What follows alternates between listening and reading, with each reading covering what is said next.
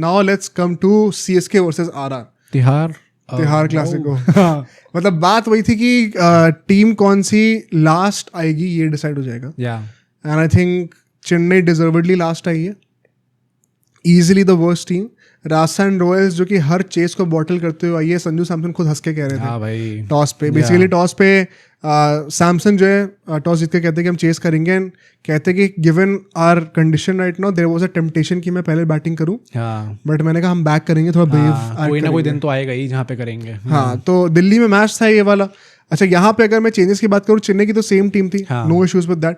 युद्धवीर जो है फरूकी की जगह पे आ गए थे, वो एक बहुत बड़ा चेंज था, जो कि परहैप्स वही वाली बात है कि आप नेक्स्ट सीजन की तरफ देख रहे हो कि आप कौन से होमग्रोन टैलेंट को अपॉर्चुनिटी दे सकते हो। मतलब I think I won't even mind this change. Farooqui का वैसे भी सीजन कुछ खास अच्छा जा नहीं रहा था, युद्धवीर ने आके थोड़ा बहुत तो परफॉर्म कर ही दिया अगर आप बात करोगे। Correct, but it's not a bad thing, not a bad thing. अगर हम लोग फर्स्ट इनिंग्स की बातें करें यहाँ पे 68 for 3 in the power play, Chennai ने फाइनली वो थोड़ा सा रिदम और इंटेंट दिखाना शुरू करा है पावर प्ले के अंदर, ऑल्दो अभी वो चीज़ परफेक्टली पुल ऑफ नहीं हो रही because it is costing them wickets, but at least अब रन आने शुरू हो रहे हैं। ये हमने केके वाले मैच में भी देखा, बहुत बड़ा एक शिफ्ट हमें इसी सीजन देखने को मिला है ये CSK की मेंटालिटी में, वेयर दे रियलाइज्ड कि अच्छा भाई हम तो हो गया, हमारा टाइम हो गया और अब हमें नए प्लेयर्स आने पड़ेंगे।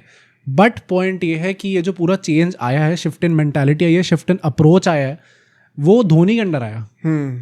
अब मतलब आप एक तरीके से ये भी कह सकते हो कि अच्छा गायकवाड़ को पूरा सीजन दिया जाता तो शायद वो भी ये चेंज कर लेते, पर वो व्हाट इफ वाली बात हो जाती है। मतलब चेंज आया अल्टीमेटली तो वो भी धोनी के अंडर ही आया। तो क्या गायकवाड़ होते तो ये चेंज आता या फिर टीम और गंदा फिनिश करती, ये भी सोचने वाली बात है। Funny how same time last year याद करो तुम तो गायकवाड़ वर्सेस गिल के कितने ज्यादा वो ट्रोलिंग होती थी, मेजर हम लोग को कितनी ट्रोलिंग मिलती थी। इस वक्त कोई चू भी नहीं कर रहा इस डिबेट में। प्लस किसी भी फॉर्मेट में अभी लग भी नहीं रहा कि क्लोज भी है वो सब, अब साई सुदर्शन का नाम ले रहे हैं, गिल तो ऑब्वियसली खेलेंगे। हाँ, गायकवाड़ का नाम भी नहीं लिया जा रहा है। प्लस आई थिंक गिल से तो अब कोई कंपैरिजन ही नहीं बचा ना, अब चांस ही नहीं है। 2 स्टैंड आउट IPL सीजन उन्होंने दे दिए, एक में वो जो 800 रन कुछ बनाए थे, और इस साल भी मुझे लगता है कि 600 रन तो क्रॉस हो ही गए, ऑलमोस्ट 595 समथिंग, 700 रन भी क्रॉस करेंगे मोस्ट likely। गायकवाड़ ने आज तक नहीं कराया, and he is doing it while being the captain, and most likely table top करेंगे वो।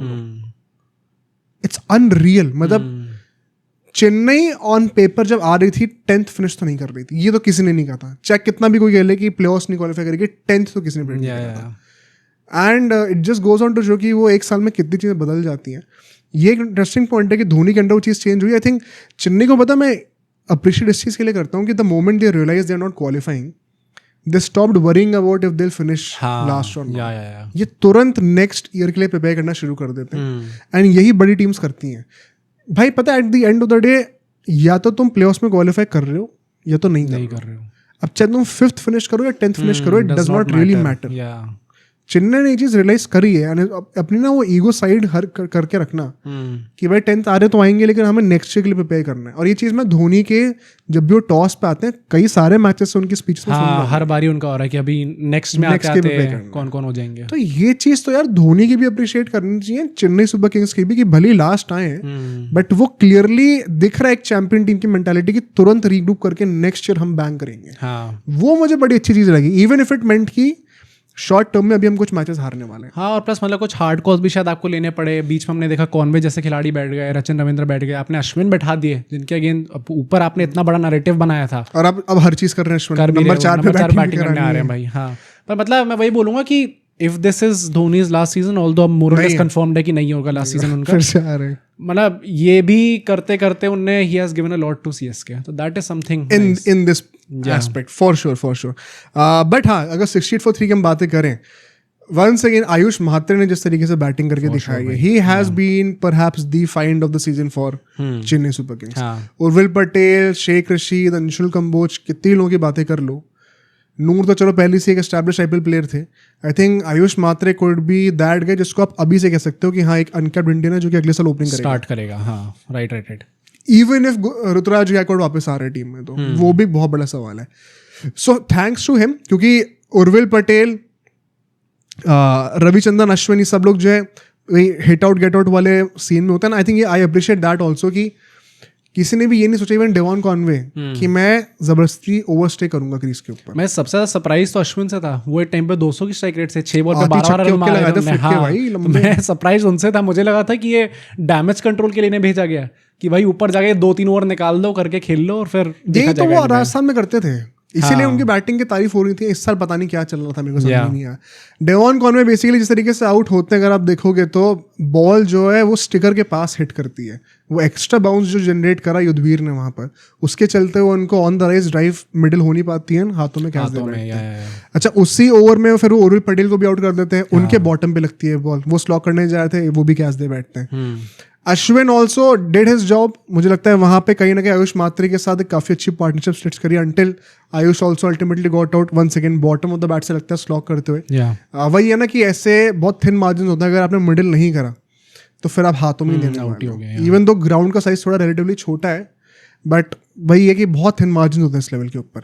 अच्छा, अगर हम लोग नेक्स्ट फेज की बातें करें, 6 से 10 ओवर की बातें करें, 34 रन यहाँ पे और आते हैं। हसरंगा जो है वो अश्विन का आउट करते हैं अल्टीमेटली। गुगली डाली थी एंड अश्विन जो है स्टेप आउट करके मिड विकेट के ऊपर से मारना चाहते हैं, लेकिन inside half of the bat पे लगता है, मिडिल नहीं होता मंस, इसीलिए मिड विकेट पे कैच हो जाते हैं।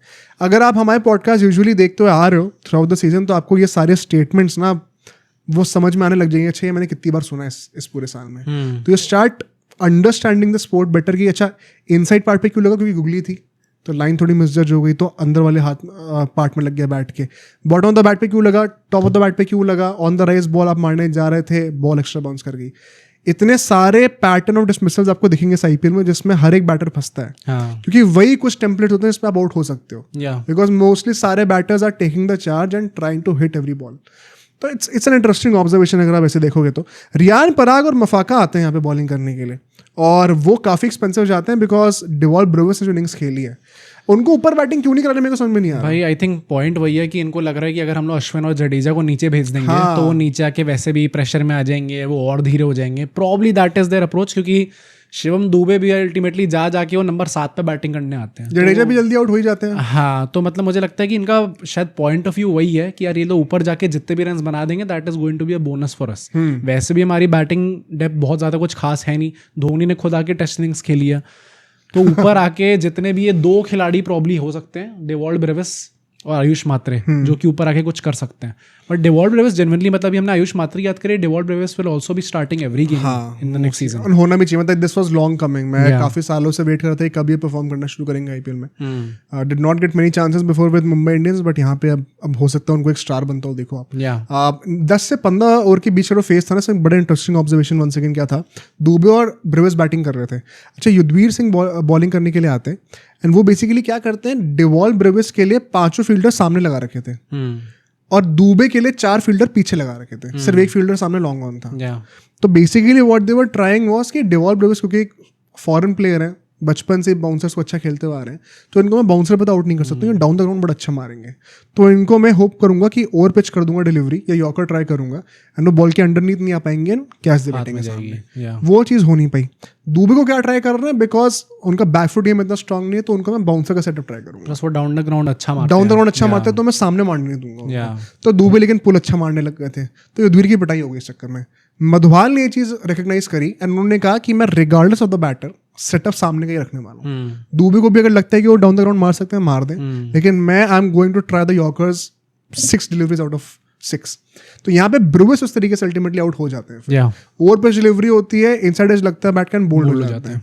तो वो इवेंचुअली पे ऑफ कर गया because there was more clarity. आप हर एक बैटर के अलग सेटअप बार ट्राई नहीं कर रहे थे। वो एक ही ओवर में अगर आप 10 चीजें करोगे तो केवल पुल ऑफ होती भी नहीं है। धोनी बैटिंग करने के लिए आते हैं एंड हसरंगा बॉलिंग करने के लिए आ जाते थे। मतलब अगर आप देखो तो धोनी और दुबे ने जो पार्टनरशिप लेके चले हैं, जितनी बॉलें इन लोगों ने खेली हैं और जितनी जल्दी, मतलब 15 ओवर से पहले इनकी बैटिंग आ गई थी और दुबे तो थोड़ा और पहले से खेल रहे थे। मतलब is there any justification to the way they were batting? एक तरीके से आप कह सकते हो कि अच्छा इनमें से एक भी आउट हुआ, नीचे बॉलर्स आ जाएंगे, कोई आपके पास बैट्समैन नीचे है नहीं, तो इनको थोड़ा कॉशन लेके खेलना पड़ेगा कि हम लोग 20 ओवर पूरा खेले और फिर एंड में जाके थोड़ा मारना स्टार्ट करें।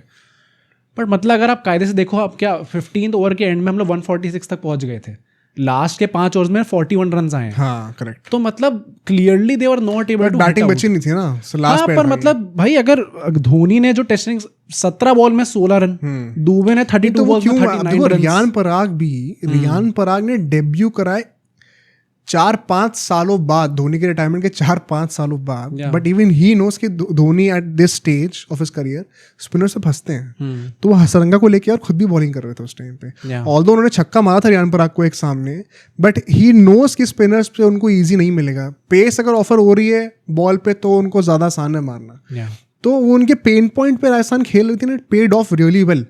दूसरे जहाँ अगर तुम दुबे की बात करो, चलो मेरे को समझ में आता है to certain extent, and I think यहाँ पे थोड़ा अंडर परफॉर्म भी करा, बट वही बात थी ना कि विकेट हाथ में थे नहीं जैसे धोनी आउट होते हैं तो टेल एक्सपोज हो गई थी पूरी। इवेंचुअली यहाँ पर अगर हम लोग बातें करें सिर्फ 41 रन जैसे कि तुमने कहा आते हैं, एंड 188 का टारगेट मिलता है।